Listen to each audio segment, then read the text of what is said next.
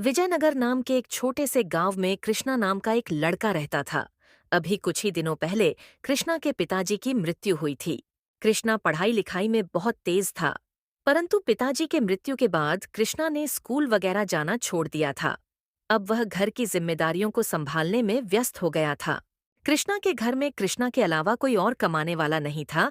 पिताजी के मृत्यु के बाद कृष्णा के घर में केवल कृष्णा, कृष्णा की माँ और उसकी छोटी बहन थी। कृष्णा का यह सोचना था कि घर में अगर कोई कमाने वाला नहीं होगा तो घर का खर्चा कैसे चलेगा।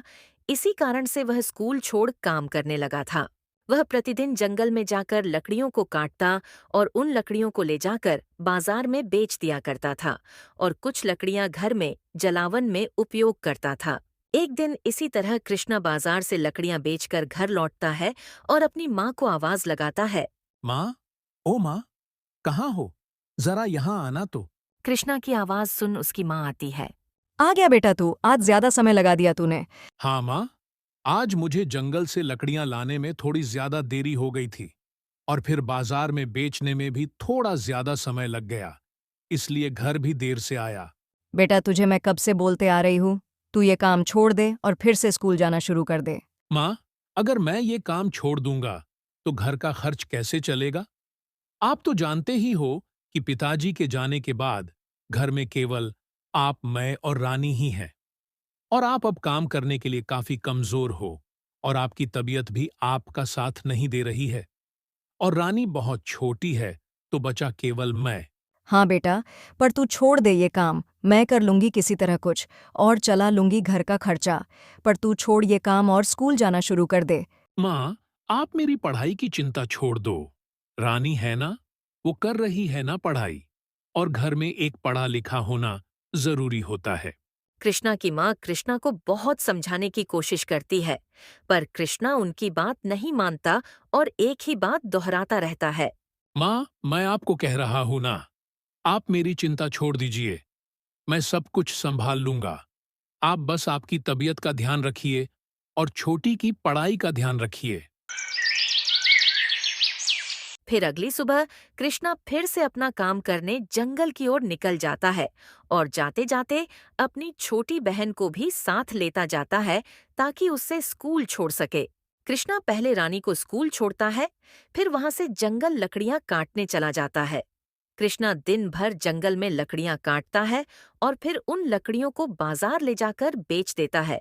कृष्णा जब घर वापस लौट रहा था, तभी वह देखता है कुछ लोग एक खेत में काम कर रहे होते हैं और वहां से थोड़ी दूरी पर एक जमींदार बैठा था। ये देखकर कृष्णा ने सोचा कि मैं एक बार जाकर इस जमींदार से बात करके देखता हूँ, शायद मुझे भी यहाँ काम मिल जाए, तो मुझे जंगल नहीं जाना पड़ेगा लकड़ियां काटने। कृष्णा तुरंत जमींदार के पास पहुंच जाता है और जमींदार से कहता है। सेठ जी, मुझे यहाँ कोई काम मिल सकता है क्या? बेटा यहाँ काम तो बहुत है, पर तुम इस काम के लिए बहुत छोटे हो। तुम्हारी उम्र अभी पढ़ाई लिखाई करने की है। हाँ सेठ जी, मैं जानता हूँ कि मेरी उम्र छोटी है, लेकिन मेरे घर की हालत अच्छी नहीं है और मुझे घर चलाने के लिए पैसा कमाना ही होगा। कृष्णा उस जमींदार को बहुत समझाने की कोशिश करता है। कृष्णा के इतना समझाने के बाद आखिरकार सेठ मान जाता है। देखो कृष्णा बेटा, मेरा तो बस यही खेतों वाला काम है। अगर तुम्हें मंजूर है तो तुम कर सकते हो। यह सुनकर कृष्णा बहुत खुश होता है और खुशी खुशी काम करने के लिए हामी भर देता है। सेठ जी, आप बोलो तो मैं अभी से काम पर लग जाता हूँ। कृष्णा का काम करने के लिए उत्साह देख सेठ सोचता है। आज तो मेरे पास ऐसा कोई आसान काम नहीं है जो मैं इस बालक को दे सकूं। एक काम करता हूं, इसे कल से काम करने बुलाता हूं। तब तक इसके लिए कोई आसान काम देख कर रखता हूं। नहीं कृष्णा बेटा, तुम आज रहने दो। तुम एक काम करो, कल से काम करने आ जाना। ठीक है सेठ जी, परंतु क्या मैं यहाँ रुककर खेतों का काम सीख सकता हूँ? ठीक है बेटा, जैसा तुमको सही लगे। यहाँ से ही कृष्णा की जिंदगी की असली कहानी शुरू होती है। सेठ के यहाँ से निकलकर जब कृष्णा घर की ओर जा रहा होता है, तभी कृष्णा सोचता है। सेठ जी ने तो मुझे आज काम करने नहीं दिया। एक काम करता हूँ, थोड़ी देर के बाद जब सब चले जाएंगे, तब मैं खेतों पर काम करना शुरू कर दूंगा। आखिर मुझे जो काम कल से करना है, उसको मैं आज से ही शुरू कर देता हूँ। कुछ देर बाद धीरे धीरे सारे मजदूर और सेठ वहां से चले जाते हैं। फिर क्या था, कृष्णा फौरन कुदाल उठाता है और खेतों पर काम करना शुरू कर देता है। यहाँ कृष्णा काम करने में इतना व्यस्त होता है कि उसे समय का ध्यान नहीं रहता है और वहाँ उसके घर पर उसकी माँ बहुत परेशान होती है। आज कृष्णा को कुछ ज्यादा ही लेट हो गया है। अब तक तो उससे आ जाना चाहिए था। आने दो उसे, आज उसका जंगल जाना छुड़वा दूंगी। कृष्णा खेतों से काम कर शाम को थोड़ा ज्यादा ही लेट घर पहुंचता है। जब वो घर पहुंचता है तो देखता है माँ उसका इंतजार कर रही होती है। आ गया तू? तुझे मैं पहले ही मना कर रही थी, छोड़ ये काम और स्कूल जाना शुरू कर। इतना लेट घर आएगा, समय पर खाना नहीं खाएगा तो बीमार हो जाएगा, और अगर बीमार हो जाएगा तो किस काम की यह कमाई। माँ को इतना परेशान देख कृष्णा कहता है। माँ, अब तुमको इतना चिंता करने की कोई जरूरत नहीं है। क्यों बेटा, तुम स्कूल जाना शुरू करने वाले हो क्या? नहीं माँ, मुझे अब जंगल नहीं जाना पड़ेगा। मुझे पास के ही खेत पर काम मिल गया है। अब से मैं लेट भी नहीं आऊंगा और पैसे भी थोड़ा ज्यादा मिलेंगे। कृष्णा से यह सुन उसकी माँ को थोड़ा दिलासा तो मिलता है, पर फिर भी वह कृष्णा को काम करने से मना करती है। बेटा वो सब तो ठीक है, पर फिर भी मेरा एक ही कहना है, हो सके तो तुम काम करना छोड़ दो और स्कूल जाने लगो। माँ, आपकी इतनी तबीयत खराब रहती है और रानी छोटी है। अब आप ही बताओ कैसे चलेगा हमारे घर का खर्चा। माँ, आप मेरी चिंता छोड़ दो। मैं अब इतना समझदार हो गया हूँ कि घर का ध्यान रख सकता हूँ। अगली सुबह कृष्णा रोज की तरह खेतों पर काम करने निकल जाता है और जाने से पहले कृष्णा रानी को स्कूल छोड़ता है। फिर वहां से खेत पर चला जाता है। नमस्ते सेठ जी। अरे आओ कृष्णा बेटा, आ गए तुम। मुझे लगा तुम नहीं आओगे। मैंने सोचा तुमने कल बाकी लोगों को इतनी मेहनत करते देखा है, शायद घबरा गए रहोगे। नहीं सेठ जी, मुझे अब कोई काम डरा नहीं सकता। पिताजी के गुजर जाने के बाद मेरी जिम्मेदारियां बढ़ गई हैं और उन्हें निभाने के लिए मैं कोई भी काम करने के लिए तैयार हूं। क्या बात है कृष्णा बेटा, आज के जमाने में कुछ लोग शादी के बाद भी अपने माँ बाप के भरोसे रहते हैं, और एक तुम हो।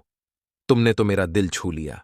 हाँ सेठ जी, चलिए अब मुझे भी कुछ काम दीजिए। कृष्णा का अपने परिवार के प्रति जिम्मेदारी देख सेठ सोचता है। इस लड़के में अपने परिवार के प्रति इतना समर्पण है कि यदि इसे मैं यहां काम नहीं दूंगा तो ये किसी और के वहां काम करने चला जाएगा। एक काम करता हूं फिलहाल के लिए, इसे वो छोटे वाले खेत में काम करने भेज देता हूं। बेटा, एक काम करो, तुम जाकर मेरे आम के पेड़ वाली जमीन पर काम करना शुरू कर दो। ठीक है सेठ जी। कृष्णा फटाफट पास में पड़े कुदाल को लेता है और सेठ के बताए खेत पर काम करने निकल जाता है। कृष्णा सेठ के बताए खेत पर पहुंचकर काम करना शुरू कर देता है। कृष्णा की एक आदत थी, वह हर काम को बहुत दिल लगा के करता था और बड़ी जिम्मेदारी से करता था, चाहे वो पढ़ाई हो या कोई काम। देखते ही देखते थोड़ी देर में कृष्णा पूरा खेत जोत देता है। चलो यहाँ का तो काम हो गया। अब सेठ जी से मिल दूसरे खेत पर काम करने चला जाता हूँ। सेठ जी, उस खेत का काम पूरा हो गया। अब कौन से खेत पर जाकर काम करूं मैं? कृष्णा से यह बात सुन सेठ चौंक जाता है। क्या कहा तुमने? उस खेत का काम हो गया? हाँ सेठ जी, वो खेत तो काम के हिसाब से बहुत छोटा था, तो जल्दी हो गया। अब कहाँ जाऊं मैं? बेटा, आज के लिए बहुत हो गया। तुम्हारे उम्र के हिसाब से आज तुमने बहुत काम कर लिया है। अब घर जाओ और आराम करो। सेठ से यह बात सुन कृष्णा कहता है। नहीं सेठ जी, अभी तो बहुत काम बचा है। आप बोलिए ना कहाँ काम करना है। नहीं कृष्णा बेटा, आज के लिए दूसरा कोई काम नहीं बचा है। सेठ के बहुत समझाने के बाद भी कृष्णा नहीं मानता। ठीक है बेटा, तो क्या तुम मेरा एक काम कर सकते हो? हाँ सेठ जी, बोलिए क्या करना है। बेटा, काम जानने से पहले मेरे एक सवाल का जवाब दो। हाँ पूछिए सेठ जी, क्या जानना चाहते हो आप? तुमने अपनी पढ़ाई कहाँ तक करी है? 8वीं तक पढ़ा हूं मैं और 9वीं में दाखिला हुआ था, पर जा नहीं पाया। फिर तो तुम्हारा गणित बहुत तेज होगा। हाँ सेठ जी, गणित तो मेरा पसंदीदा विषय था। उसमें तो मैं पूरे वर्ग में अव्वल आता था। क्या बात है, फिर तो जोड़ घटाना तुम्हारे लिए तो बहुत आसान होगा। जी सेठ जी। तो आज से तुम मेरे खेतों पर काम नहीं करोगे? सेठ से यह सुन कृष्णा चौंक जाता है और सेठ से पूछता है। क्यों सेठ जी, ऐसा मैंने क्या कर दिया? मुझे माफ कर दीजिए। अगर मुझसे कुछ भूल हुई है तो। नहीं कृष्णा बेटा, तुमसे कोई भूल नहीं हुई है, और मैं तुम्हें केवल खेतों में काम करने से मना कर रहा हूं क्योंकि मेरे पास तुम्हारे लिए कुछ और काम है। कुछ और काम? मैं कुछ समझा नहीं सेठ जी, जरा साफ साफ बताइए। देखो बेटा, तुम्हें काम की जरूरत है और तुम्हें हिसाब किताब भी आता है, तो एक काम करो, तुम मेरे यहां मजदूरों की तनख्वाह और दूसरी जरूरतों का हिसाब रखने का काम करो। ठीक है, मुझे चलेगा सेठ जी। फिर सोचना क्या, चलो लग जाओ काम पर। वहां टेबल पर पड़ी है हिसाब की किताब। कृष्णा सेठ की बात मान सेठ के यहाँ हिसाब रखने का काम करना शुरू कर देता है। कृष्णा सेठ के यहाँ काम कर रहे सभी मजदूरों के तनख्वाह और बाकी का हिसाब लगाकर सेठ के पास चला जाता है। सेठ जी ये लीजिए, मैंने सभी मजदूरों के तनख्वाह और बाकी के चीजों का सारा हिसाब कर दिया है। एक बार आप भी देख लीजिए। क्या बात है बेटा, इतना जल्दी? तुम तो बहुत तेज हो। रुको, एक बार मैं भी देख लेता हूं। सेठ हिसाब चेक करता है और जब वो देखता है कि सारा हिसाब एकदम सही है तो वह कृष्णा से कहता है, बहुत बढ़िया बेटा, सारा हिसाब एकदम सही है। तुम तो कमाल के लड़के हो, काम में भी तेज और हिसाब किताब में भी। नहीं सेठ जी, ऐसा कुछ नहीं। वो आपको बोला था ना, गणित मेरा सबसे पसंदीदा विषय है। हाँ वो तो है बेटा, पर तुम काम करने में भी बहुत अच्छे हो। हर काम दिल लगाकर करते हो। हाँ सेठ जी, वो ऐसा क्योंकि मेरे पिताजी कहते थे कि हमें कोई काम करने में कभी शर्म नहीं करनी चाहिए और जो भी काम मिल जाए उससे पूरे ईमानदारी और दिल लगाकर करना चाहिए। इससे काम में दिल लगा रहता है और काम भी जल्दी हो जाता है। क्या बात है कृष्णा बेटा, क्या खूब बात कही है तुम्हारे पिताजी ने। बेटा आज के लिए बहुत काम हो गया, अब से तुम केवल हिसाब किताब का काम करोगे। ठीक है सेठ जी, जैसा आपको सही लगे। चलो तो फिर मैं कल आता हूँ। कृष्णा वहां से घर के लिए निकल जाता है। आज कृष्णा कुछ ज्यादा ही जल्दी आ जाता है। कृष्णा घर पर आते ही अपनी माँ को आवाज लगाता है। माँ, कहाँ हो? जरा यहाँ आओ। कृष्णा की आवाज सुन उसकी माँ वहां आ जाती है और कृष्णा को इतना जल्दी घर पर देख बोलती है। अरे कृष्णा बेटा, आज बहुत जल्दी आ गए। क्यों, आज काम नहीं था क्या? नहीं माँ, काम तो था, पर मैंने अपना सारा काम कर लिया तो सेठ जी ने मुझे भेज दिया। चलो अच्छा है, इसी बहाने आज जल्दी आ गया घर। माँ, मैं तुम्हें एक बात बताना तो भूल ही गया। कौन सी बात बेटा? माँ, अब से मुझे खेत पर मजदूरी का काम नहीं करना होगा, क्योंकि सेठ जी को जब मैंने बोला कि मैं गणित में अच्छा हूँ तो उन्होंने मुझे हिसाब किताब का काम दे दिया है। अब मुझे बस हिसाब किताब का काम करना होगा। ये तो बहुत अच्छा हुआ। हिसाब करता रहेगा तो तुझे दो फायदे होंगे। एक तो तुझे बाकियों की तरह मजदूरों वाला काम नहीं करना होगा और दूसरी की तेरा गणित और भी अच्छा हो जाएगा। हाँ माँ, मैंने जब आज का हिसाब लगाकर सेठ जी को दिखाया तो उन्होंने मेरी बहुत तारीफ की। चल अब आज जल्दी आ गया है तो कुछ खा पी कर आराम कर ले। ठीक है माँ, आप खाना लगा दो, मैं तब तक हाथ मुंह धोकर आता हूँ। इसी तरह अब कृष्णा रोज खेतों पर जाता, उस दिन का सारा हिसाब का काम करता और घर जल्दी आने लगा था। इसी तरह कुछ दिन बीत जाते हैं। फिर एक दिन जब सेठ देखते हैं कि कृष्णा घंटों का हिसाब का काम मिनटों में कर देता था और उसका बाकी का समय खेत पर व्यर्थ जा रहा है, तो वो कृष्णा को अपने पास बुलाता है। कृष्णा बेटा जरा यहाँ आना तो। आया सेठ जी। बेटा क्या तुम मेरा एक कहना मानोगे? हाँ बोलिए ना सेठ जी, क्या करना है? बेटा तुम इतनी जल्दी हिसाब का काम कर लेते हो और फिर उसके बाद तो तुम्हारे पास दूसरा कोई काम नहीं रहता है, तो कल से तुम सुबह स्कूल चले जाया करो और फिर वहां से यहां आ जाना। इससे तुम्हारी पढ़ाई भी चलती रहेगी और तुम काम भी करते रहोगे। पर सेठ जी। परवर कुछ नहीं, और तुम पैसों की चिंता मत करो। तुम्हारे स्कूल की पूरी फीस भी मैं भर दूंगा और काम तुम चाहे जितनी भी देर करो, पैसे मैं तुम्हें पूरे दिन के दूंगा। बस तुम मन लगाकर पढ़ो। सेठ जी से इतनी मदद मिलता देख कृष्णा सेठ का धन्यवाद करने लगता है। आपका बहुत बहुत धन्यवाद सेठ जी, आप मेरी बहुत मदद कर रहे हैं। मैं आपसे वादा करता हूँ, मैं अपनी पूरी क्षमता के साथ पढ़ाई करूंगा। धन्यवाद किस बात का बेटा, तुम भी मेरे बेटे जैसे हो और तुम्हारे अंदर जो हुनर है उसको मैं ऐसे व्यर्थ होता नहीं देख सकता। चलो ऐसे भी तुमने आज का अपना काम पूरा कर लिया है, अब घर जाओ और आराम करो और याद रहे कल से पहले स्कूल जाओगे फिर यहां आओगे। ठीक है सेठ जी। कृष्णा ये बात अपनी माँ को बताने भागता भागता घर जाता है। माँ जल्दी से यहाँ आओ, मुझे आपको एक खुशखबरी देनी है। कृष्णा की आवाज सुन उसकी माँ आती है। बोलो कृष्णा बेटा, क्या खुशखबरी है जो तुमने मुझे इतनी जोर से आवाज लगाई? माँ, आपकी इच्छा पूरी होने वाली है। मेरी इच्छा? मेरी कौन सी इच्छा पूरी होने वाली है बेटा, जरा साफ साफ बताना तो। सोचो सोचो माँ, आप मुझे हर रोज इसी बात के लिए कहती रहती हो। मेरी तो सबसे बड़ी एक ही इच्छा है कि तू काम छोड़ स्कूल जाना शुरू कर दे बस। यही माँ, आपकी यही इच्छा पूरी होने वाली है। क्या कहा बेटा? तू स्कूल जाना शुरू करने वाला है, इसका मतलब अब तू काम करने नहीं जाएगा? नहीं माँ, मैं काम पर भी जाऊंगा और स्कूल भी। कैसे बेटा? अगर तू स्कूल जाएगा तो तू काम पर कैसे जाएगा? माँ, इसका हल सेठ जी से मिला है। सेठ जी ने कहा कि कल से मुझे पहले स्कूल जाना होगा और फिर स्कूल से खेत पर आना होगा, और उन्होंने कहा कि स्कूल की पूरी फीस भी वहीं भरेंगे। क्या बात है! तुम्हारे सेठ जी तो बड़े दिल वाले हैं, तुम्हें उनका बहुत शुक्रिया करना चाहिए। आज के समय पर किसी की कोई इतनी मदद कहाँ करता है, जितनी मदद सेठ जी कर रहे हैं। हाँ माँ, पर इसमें बहुत बड़ा हाथ पिताजी के सीख का भी है। सेठ जी को मुझ में मेरे काम के प्रति समर्पण और मेरी मेहनत को देखकर उन्होंने ये फैसला लिया है। इस तरह कृष्णा की अपने काम के प्रति मेहनत और ईमानदारी ने उसकी जिंदगी बदल दी। उसको अब बस अपनी पढ़ाई पर ध्यान लगाना था। अब कृष्णा रोज सुबह अपनी छोटी बहन के साथ साथ स्कूल जाता और फिर स्कूल से आने के बाद सेठ के यहाँ हिसाब किताब का काम करने जाता था। दोस्तों, इस तरह कृष्णा की मेहनत ने कृष्णा की जिंदगी बदलने में मदद की। अब कृष्णा स्कूल भी जा पाता था और काम कर अपने घर का पालन पोषण भी कर पा रहा था। प्रेमनगर राज्य के एक छोटे से गांव तुनपुर में राजू नाम का बदनसीब व्यक्ति रहता था। राजू के परिवार में कोई नहीं था। राजू अनाथ था।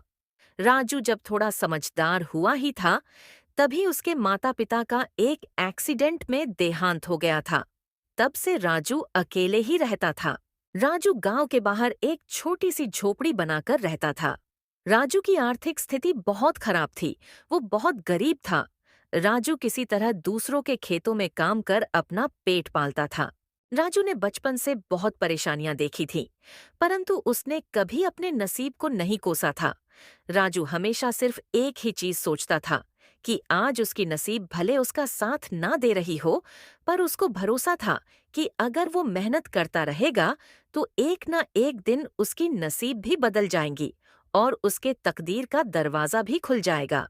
एक दिन इसी तरह राजू श्यामलाल जमींदार के खेत पर काम कर रहा था और श्यामलाल पास ही के पेड़ के नीचे बैठा हुआ था।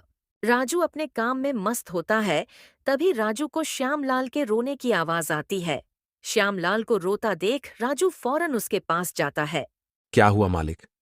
आप क्यों रो रहे हो? कुछ हुआ है क्या? मुझे बताइए, शायद मैं कुछ आपकी मदद कर सकूं। राजू से इस तरह मदद के लिए सुन श्यामलाल थोड़ा भड़क जाता है। अरे राजू, तू क्या मेरी मदद करेगा जब तू अपनी खुद की मदद नहीं कर सकता?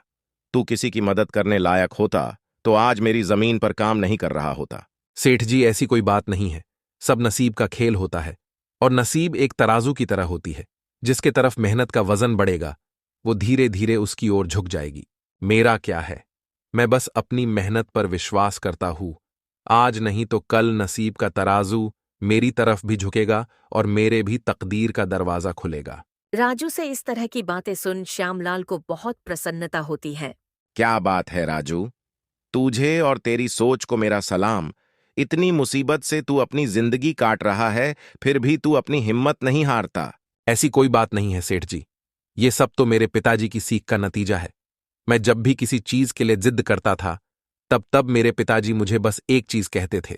देख बेटा राजू, आज मेरे पास इतने पैसे नहीं हैं कि मैं तेरी हर इच्छा पूरी कर सकूं, पर तू मेरी ये बात याद रखना, हमारी ये जिंदगी भी किसी मौसम की तरह है।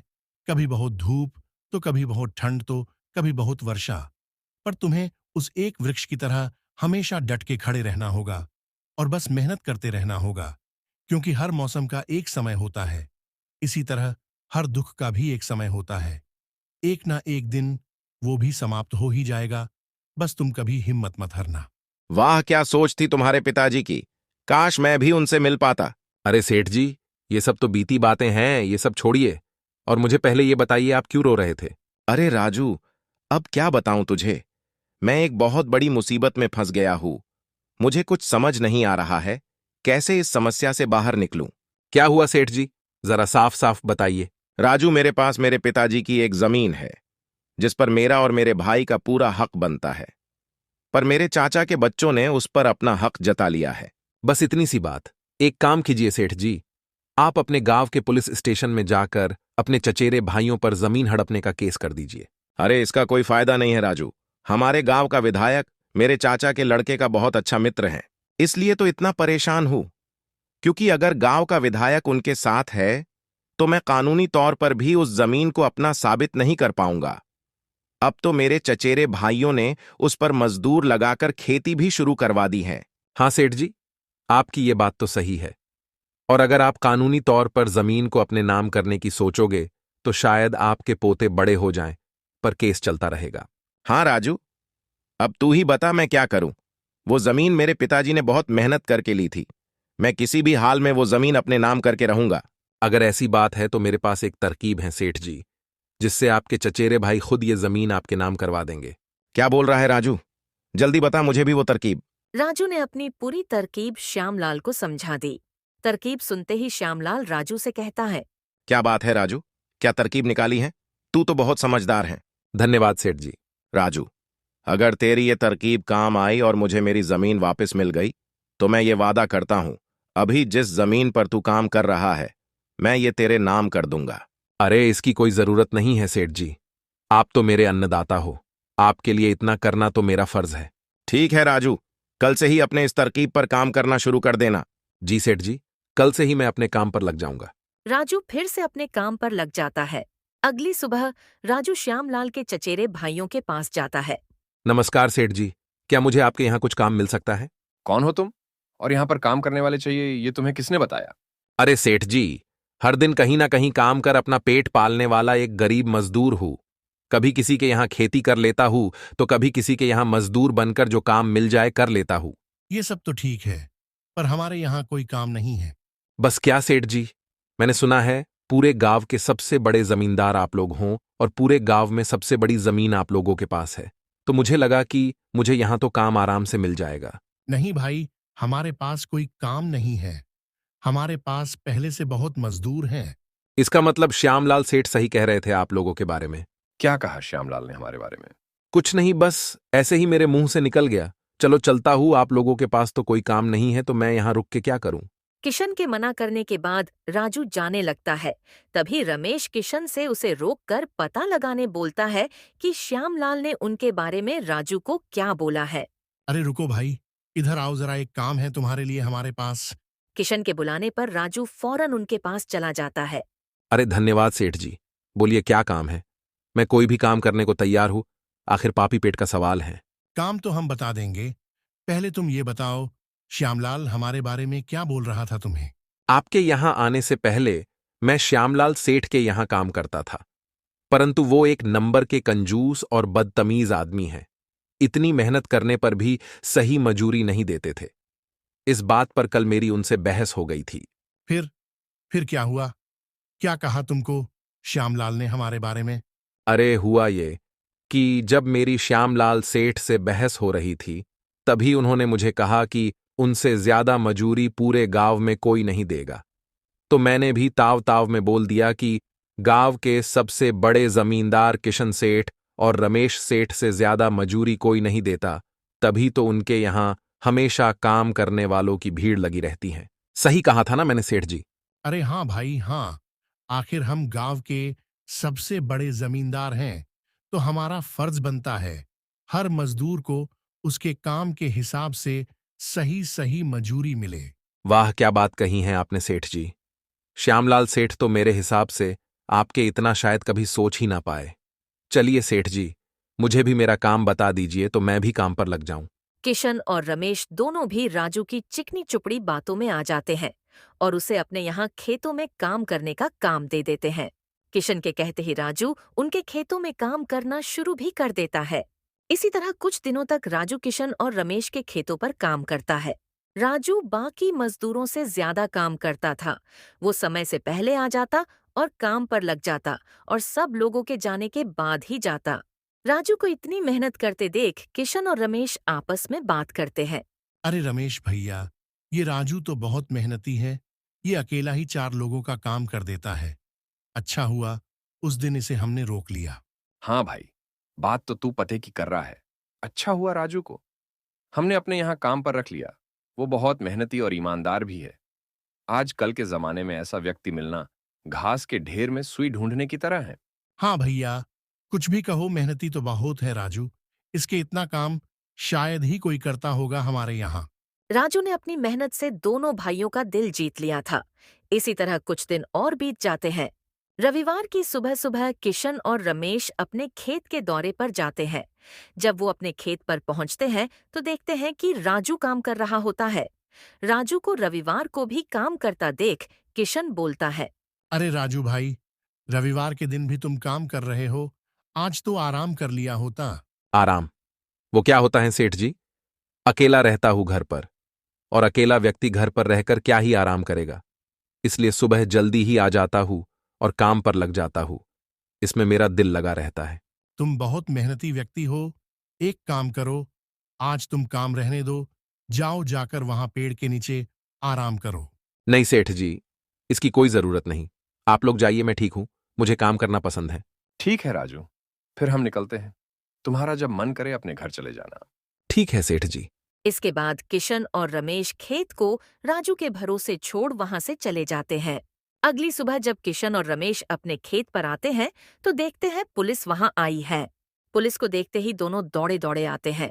क्या हुआ थानेदार साहब, यहाँ क्या कर रहे हो? हमने तो पहले ही इस जमीन के असली कागजात बड़े थानेदार को दिखा दिए थे ना। अच्छा, ये जमीन तुम्हारी है ना? तभी तो तुम दोनों को अंदर करने आया हूं। अंदर? मैं कुछ समझा नहीं थानेदार साहब, कहना क्या चाहते हो? साफ साफ कहो। साफ साफ कहने की कोई जरूरत नहीं है। जरा अपनी नजर घुमाकर वहां देखो तुम्हारी जमीन से क्या निकला है। थानेदार के कहते ही दोनों भाई जब पलट कर देखते हैं तो वहां उनकी जमीन में किसी की लाश गाड़ी हुई होती है, जिसका सिर्फ कंकाल बचा होता है। कंकाल को देख दोनों भाई की हवा टाइट हो जाती है। ये कहाँ से आया हमारे जमीन में? चलो, अब बहाना मत बनाओ। पहले लोगों को मारो, फिर उसे अपनी जमीन में गाड़ो और फिर बोलो ये क्या है। नहीं थानेदार साहब, ये सब क्या है? ये यहाँ कैसे आया? हमें कुछ नहीं पता है। चलो, अब झूठ मत बोलो। तुम दोनों तो अब गए। अगर फांसी नहीं हुई तो कम से कम उम्र कैद की सजा तो पक्की होगी। फांसी और उम्र कैद सुन दोनों भाई डर जाते हैं और थानेदार के सामने गिड़गिड़ाने लगते हैं। नहीं थानेदार साहब, हमने कुछ नहीं किया। ये सब कहाँ से आया इस जमीन में हमें नहीं पता। वाह, क्या बात है! तुम्हारी जमीन से कंकाल निकलते ही हमारी जमीन से इस जमीन पर आ गए। इस मामले से बचने के लिए दोनों भाई कुछ तरकीब लगाने की सोचते हैं। तभी वहां राजू आ जाता है। अरे सेठ जी, ये पुलिस क्यों आई है? कुछ हुआ है क्या? हाँ राजू, देखो, पता नहीं कहाँ से हमारे जमीन में ये कंकाल आ गया है। राजू कंकाल का नाम सुनते ही चौंक कर बोलता है। क्या कंकाल? ये कहाँ से आ गया?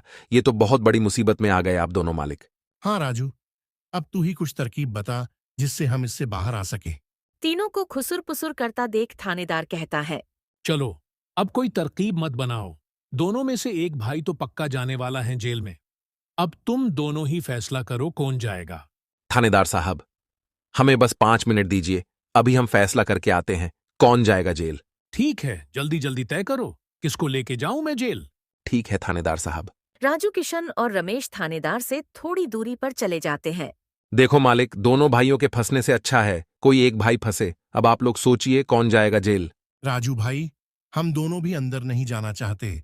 कोई तरकीब लगाओ भाई, जिससे हम दोनों बच जाएं। मालिक, एक बात बोलूं, इस कंकाल को देख के तो लगता है काफी महीनों पहले से इसे जमीन में डाला गया होगा। एक तो किशन फांसी की बात सुन बहुत डरा हुआ था और राजू से ये सुनते ही किशन डर के फटाफट पूरी कहानी राजू को बता देता है। देखो राजू भाई, सच्ची सच्ची कहूं, ये जमीन तो हमने बस महीने पहले ही हड़पी थी अपने चचेरे भाई श्यामलाल से। किशन से हड़पने की बात सुन राजू ऐसा बर्ताव करता है जैसे उसे कुछ पता नहीं है इस बारे में। क्या कहा मालिक? हड़प्पी थी जमीन? मैं कुछ समझा नहीं, जरा साफ साफ बताइए। किशन जमीन हड़पने वाली पूरी कहानी राजू को बता देता है। किशन से पूरी कहानी मुंह जबानी सुनते ही राजू कहता है। मालिक, मेरे पास एक तरकीब है जिससे सांप भी मर जाएगा और लाठी भी नहीं टूटेगी। बताओ राजू भाई, जल्दी बताओ। तरकीब बताने से पहले आप मुझे ये बताओ, आपके लिए ये जमीन प्यारी है या आप दोनों की जान? इसमें कोई कहने की बात थोड़ी है राजू, हमें जमीन से ज्यादा हमारी जान प्यारी है। तो एक काम कीजिए मालिक, आप सबसे पहले जाकर थानेदार को बोल दीजिए ये जमीन श्यामलाल सेठ की है। थानेदार को बोलना हमने तो बस 1 महीना पहले ही ये जमीन उनसे बस काम करने के लिए ली है, बाकी का मैं संभाल लूंगा। अरे राजू, पर इससे तो हमारी जमीन हमसे छीन जाएगी, उसका क्या? नहीं मालिक, आप शायद मेरी तरकीब अब तक समझे नहीं। आप जब ये थानेदार को बोलोगे ये जमीन श्यामलाल सेठ की है तो पुलिस किसको पकड़ेगी? श्यामलाल सेठ को, और श्यामलाल सेठ के अंदर जाते ही ये जमीन फिर से आप लोग हड़प लेना, समझे? इससे आप लोग भी बच जाओगे और जमीन भी आपकी रहेगी। राजू की तरकीब सुन दोनों भाई दंग रह जाते हैं। वाह राजू भाई, तुम तो बहुत दिमाग वाले हो। आज तक तो तुमने हमें अपने बल से प्रसन्न किया था, आज तुम्हारी बुद्धि हमारी जान भी बचाएगी। राजू की तरकीब सुन तीनों थानेदार के पास जाते हैं और थानेदार को सब वैसे ही बोलते हैं जैसे राजू ने उन्हें कहा था। थानेदार साहब, ये जमीन हमारी नहीं है। हमने तो बस काम करने के लिए ये जमीन हमारे चचेरे भाई श्यामलाल से ली थी। वाह, जब तुम खुद फंस गए हो तो अब किसी और को फंसाकर अपने आप को बचाना चाहते हो। नहीं साहब, आपको विश्वास नहीं हो रहा तो राजू से पूछ लीजिए। ये हमारे पास बस अभी काम कर रहा है, इसके पहले ये श्यामलाल के पास काम करता था। बोलो राजू, ये जमीन किसकी है? हाँ थानेदार साहब, ये जमीन श्यामलाल सेठ की है। किशन सेठ और रमेश सेठ ने तो बस कुछ ही समय से इस जमीन पर काम कराना शुरू किया है। राजू से ये सब सुनने के बाद थानेदार राजू को श्यामलाल को बुलाने बोलता है। ठीक है, अगर ऐसी बात है तो एक काम करो राजू, जाओ और श्यामलाल को बुलाकर लाओ। राजू फौरन जाकर श्यामलाल को बुला लाता है, पर श्यामलाल अपने साथ पूरे जिले के एसीपी साहब को लाता है। सलाम सर जी, आप यहाँ? हाँ, बस यहाँ पास से गुजर रहा था तो भीड़ देख यहाँ चला आया। बोलो यहाँ क्या चल रहा है? देखिए सर जी, इन दोनों के जमीन से ये कंकाल निकला है और अब ये लोग बोल रहे हैं कि यह जमीन श्यामलाल की है। थानेदार ने पूरी कहानी एसीपी को बता दी और इन सब में अपने आप को फंसता देख किशन एसीपी को बोलता है। नहीं सर जी, ये जमीन हमारी नहीं है। हम बस कुछ समय से यहाँ काम करा रहे हैं। आप हमारे पास काम कर रहे मजदूर राजू से पूछ लीजिए। हाँ साहब, ये जमीन श्यामलाल सेठ की है। मैं कैसे मान लूं कि यह जमीन श्यामलाल की है? मेरे यहाँ का थानेदार तो कह रहा था इस जमीन पर केस चल रहा है और ये जमीन शायद तुम्हारे हवाले हुई है, और अब तुम बोल रहे हो ये जमीन श्यामलाल की है। नहीं साहब, हम बस इस जमीन को हड़पने की साजिश कर रहे थे, पर अब हमें नहीं चाहिए ये जमीन। अगर आपको चाहिए तो हम वो केस भी वापस ले लेंगे। थानेदार, एक काम करो, तुम जाओ, आगे का मैं संभाल लूंगा। एसीपी के कहते ही थानेदार वहां से चला जाता है। चलो अब श्यामलाल तुम बताओ, ये कंकाल यहाँ कहाँ से आया? तुमने किसको मार के यहाँ डाला है? अरे साहब, ये तो नकली कंकाल है। ये सब तो हमारा प्लान था इन दोनों के मुंह से सच्चाई सुनने के लिए। श्यामलाल से यह सुनते ही दोनों भाइयों के पैरों के नीचे से जैसे जमीन ही खिसक जाती है। हाँ एसीपी साहब, मैंने भी दोनों ने जो जो बातें मुझे कहा है सब रिकॉर्ड भी कर लिया है मेरे फोन में। आप चाहे तो ये रिकॉर्डिंग अपने साथ ले जा सकते हैं सबूत के तौर पर। राजू को भी इस प्लान में शामिल देख दोनों भाई को समझ जाता है कि यह सब श्यामलाल और राजू ने मिलकर किया है। अब तो उन दोनों के खिलाफ एसीपी के पास सबूत भी था और उन दोनों के पास अपनी गलती मानने के अलावा कोई चारा नहीं था। हमें माफ कर दीजिए एसीपी साहब, हम लालच में आ गए थे। हम आज के बाद यह गलती कभी नहीं करेंगे और ये जमीन भी श्यामलाल भाई को वापस दे देंगे। गलती तो तुम दोनों ने कर दी है, इसकी सजा तो तुम दोनों को मिल के रहेगी। और रही बात जमीन की, तो वो श्यामलाल की थी और रहेगी। तुम दोनों चलो अब जेल की हवा खाने। किशन और रमेश दोनों एसीपी और श्यामलाल से माफी मांगने लगते हैं। दोनों को इतना गिड़गिड़ाता देख श्यामलाल दोनों को माफ कर देता है। एसीपी को भी इन्हें नहीं ले जाने देता है और अपना केस भी वापस ले लेता है। श्यामलाल के केस वापस लेते ही एसीपी वहां से चला जाता है। धन्यवाद भाई, आपने हमें माफ कर दिया। आज के बाद हम ऐसी गलती कभी नहीं करेंगे। ठीक है किशन, कोई बात नहीं। बस ये याद रखना कि एक जमीन के टुकड़े के लिए तुम्हें अपनों के साथ कभी छल नहीं करना चाहिए। तुम्हारे बुरे समय में तुम्हारे अपने तुम्हारा साथ देने आएंगे। जमीन का क्या है, कभी मेरी तो कभी तुम्हारी। आखिर में श्यामलाल राजू को जमीन भेंट कर देता है और उसकी एक जमीन का मालिक राजू को बना देता है। राजू, जैसे कि मैंने वादा किया था, उस दिन जिस जमीन पर तुम काम कर रहे थे, आज से वह जमीन तुम्हारी है और तुम उसके मालिक। नहीं मालिक, इसकी कोई जरूरत नहीं है। याद करो तुमने क्या कहा था मुझे। बस मेहनत करते रहो, एक ना एक दिन तकदीर का दरवाजा जरूर खुलेगा। तो समझो, तुम्हारे तकदीर का दरवाजा खुल गया और अब तुम भी एक जमीन के मालिक हो। अब से तुम्हें किसी और के यहाँ काम नहीं करना होगा। दोस्तों, इस तरह राजू ने अपने मेहनत और दिमाग से श्यामलाल को उसकी जमीन वापस दिला दी और दोनों ठगी भाइयों को भी सबक सिखा दिया। और इस तरह राजू ने अपने मेहनत और दिमाग की मदद से अपने फूटी किस्मत बदल दी और अब वो भी एक बड़े से जमीन का मालिक बन गया था। दोस्तों, इस तरह की और बेहतरीन कहानियां देखने के लिए हमारे इस चैनल को सब्सक्राइब कर ले।